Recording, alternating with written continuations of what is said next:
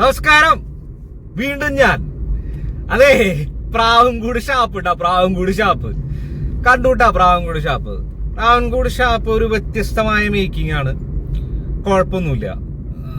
എന്താ പറയാ, കുറ്റം പറയണോ നല്ലത് പറയണോന്നൊന്നും എനിക്കറിയില്ല. ഞാനൊരു കാര്യം പറയാം. എനിക്ക് ഒരു ആവറേജ് മൂവി ആയിട്ടാണ് തോന്നിയത്. നിങ്ങൾക്കും അങ്ങനെ തന്നെയല്ലേ തോന്നിയിട്ടുള്ളത്? ഒരു ആവറേജ് എന്നുള്ളതല്ല തോന്നിയിട്ടുള്ളത്.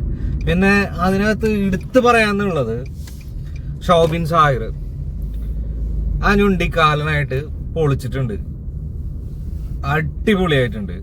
പിന്നെ ബേസിൽ ജോസഫിനെ എന്താ പറയാ, ബേസില് ഓക്കെ, അവന് അഭിനയമൊക്കെ ഭയങ്കര എന്താ പറയാ, അതിനകത്ത് ഭയങ്കര വ്യത്യസ്തമായ ഒരു അഭിനയമൊന്നും കാഴ്ചവെച്ചിട്ടില്ല. ആളുടെ ഒരു ഒരു ഒരു ഒരു മെത്തേഡ് ആക്ടിങ്, അത് ആ ഒരു ശൈലി തന്നെയാണ് അതിനകത്ത് പിന്തുടർന്നിട്ടുള്ളത്. എനിക്ക് അതിനകത്ത് വല്ല എക്സ്ട്രാ ഓർഡിനറി ആയിട്ടൊന്നും എനിക്ക് തോന്നിയിട്ടില്ല.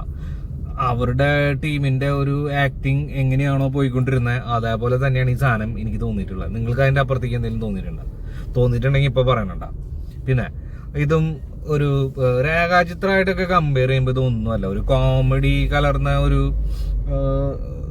ഒരു സംഭവം എന്നുള്ളതിന്റെ അപ്പുറത്തേക്ക് വേറെ ഇതിനകത്ത് പ്രത്യേകിച്ചൊന്നും കാണാനും കേൾക്കാനും എനിക്ക് കഴിഞ്ഞില്ല. അതിനകത്ത് കൊലപാതകങ്ങളാണെങ്കിലും വലിയൊരു അൾട്ടിമേറ്റ് സംഭവം ഒന്നായിട്ട് പറയാനില്ല. കാരണം പലർക്കും മനസ്സിലാവുന്ന കാര്യങ്ങളാണ് പലതും. പിന്നെ ഒരു രസമായിട്ട് തോന്നിയിട്ടുള്ളത് സൗബിന്റെ ഭാര്യയായിട്ട് അഭിനയിച്ചിട്ടുള്ള ആ പുള്ളിക്കാരിയും അടിപൊളിയായിട്ടുണ്ട്. പിന്നെ ചെമ്പന്റെ കാര്യമൊന്നും പറയണ്ടല്ലോ. ചെമ്പനൊക്കെ അൾട്ടിമേറ്റ് ആണ്. എന്ത് റോഡ് കൊടുത്താലും എന്തായിരിക്കും എന്നുള്ളത് നിങ്ങൾക്ക് അറിയാം. അത് വളരെ സ്മൂത്ത് ആയിട്ട് ഹാൻഡിൽ ചെയ്യും ചെമ്പനൊക്കെ. പിന്നെ ഇതിനകത്ത് ഒരു വില്ലനായിട്ട് പ്രൊജക്ട് ചെയ്യുന്ന ഒരാളുണ്ട്. എനിക്ക് ആളുടെ പേരറിയില്ല കേട്ടോ സത്യത്തിൽ. ആള് നന്നായിട്ട് ചെയ്തിട്ടുണ്ട്. പക്ഷെ പല സ്ഥലങ്ങളിലും ഭയങ്കര ക്രിഞ്ചായിട്ട് എനിക്ക് തോന്നിയിട്ടുണ്ട് കേട്ടോ. അതെന്ന് വെച്ച് കഴിഞ്ഞാല് എന്താണ്, വില്ലനാണോ വില്ലൻ, അതേപോലെ ഒരു സെറ്റപ്പായിട്ട് എനിക്ക് തോന്നിയിട്ടുണ്ട്. അപ്പോൾ എനിവേ, പ്രാവൻകൂടിനെ കുറിച്ചിട്ട് ഇത്രയ്ക്ക് പറയാനുള്ളൂ. അപ്പോൾ നിങ്ങൾക്ക് വേറെ എന്തെങ്കിലും പറയാനുണ്ടെങ്കിൽ നമ്മളോട് പറയാ. എന്തെങ്കിലും കുറിച്ച് സംസാരിക്കാനുണ്ടെങ്കിൽ കമന്റ് ഇടാം കേട്ടോ. കമന്റ് ഇടാം. പ്രാവൻകൂട് ഞാൻ പൊട്ടപ്പെടാന്നല്ല പറഞ്ഞത്. എനിക്ക് ഇഷ്ടപ്പെട്ടില്ല എന്നും ഞാൻ പറഞ്ഞിട്ടില്ല. കണ്ടിരിക്കാം, പക്ഷെ നമ്മളെ എക്സൈറ്റ് ചെയ്യിപ്പിക്കുന്ന ഒരു കാര്യങ്ങളൊന്നും അതിനകത്തില്ല. സോ നോക്കാം നമുക്ക്. ഓക്കെ,